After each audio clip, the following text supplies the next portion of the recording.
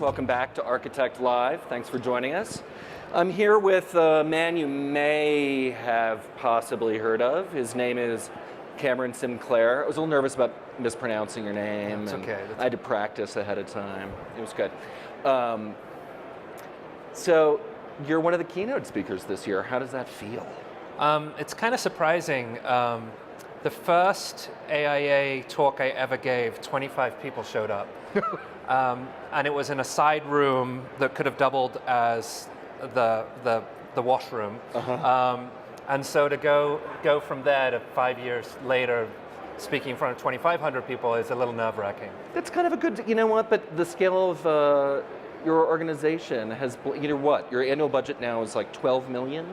Yeah, I think, with Architects for Humanity, the organization really, for the first 5 years, was to prove, can architects get involved in humanitarian work and make a difference?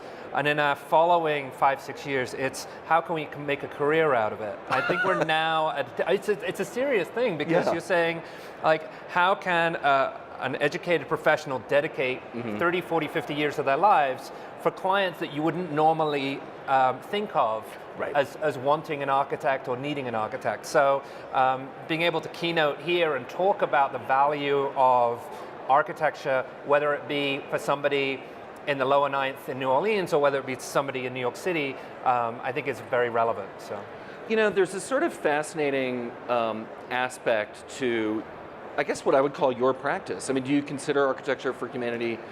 I know you do design work of your own as an architect and designer, but in a way, Architecture for Humanity is you and Kate as kind of partners in an architectural practice.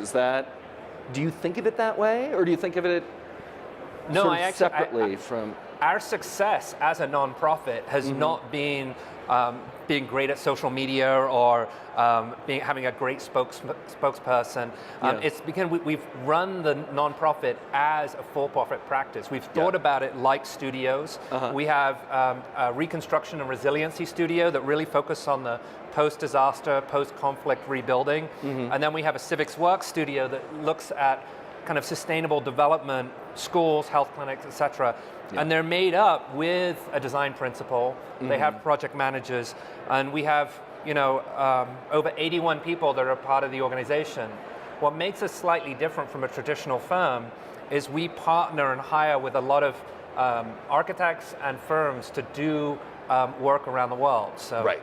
Now, we were talking earlier about the kind of distinction between firms that might do pro bono work on behalf of Architecture for Humanity and the clientele you're representing, and kind of volunteerism. Yeah. So how would you kind of distinguish those two concepts?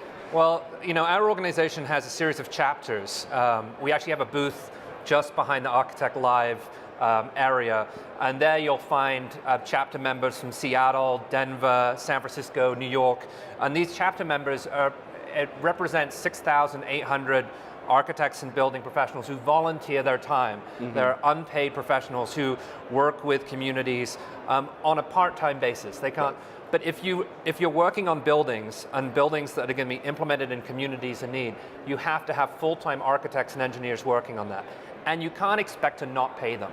Right. So pro bono services means giving your services at a reduced rate so that you can open up the access to your skills and talents. So we believe that when we partner with firms that we should financially compensate them, of course, not at the rate that they would like, but enough to say, this is not a Friday night job. Right. This is a Monday morning job, and we treat it with the same respect and dignity as we would any other client we have in the office. So how do you do, this is a little bit of a detailed question, but I'm imagining plenty of you are architects, and the moment that I said, how do you get paid? Is that why you're like? No, like, I wait, actually we want to answer immediately this thought one. of contracts. I immediately thought of the contract.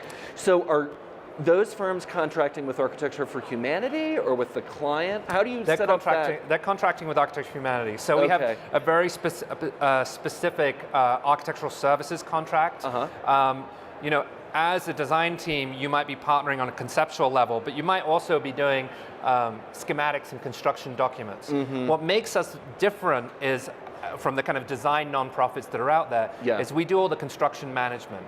Got it. So if you're a firm that want to do pro bono services, but you don't have the people that you can put out in the field, a good example is we work with a firm called Bar Architects in San Francisco, and collectively the firm donated services to help build a school in Haiti. We had a ground team in Haiti that were there to do construction management and to make sure that work got done. Okay.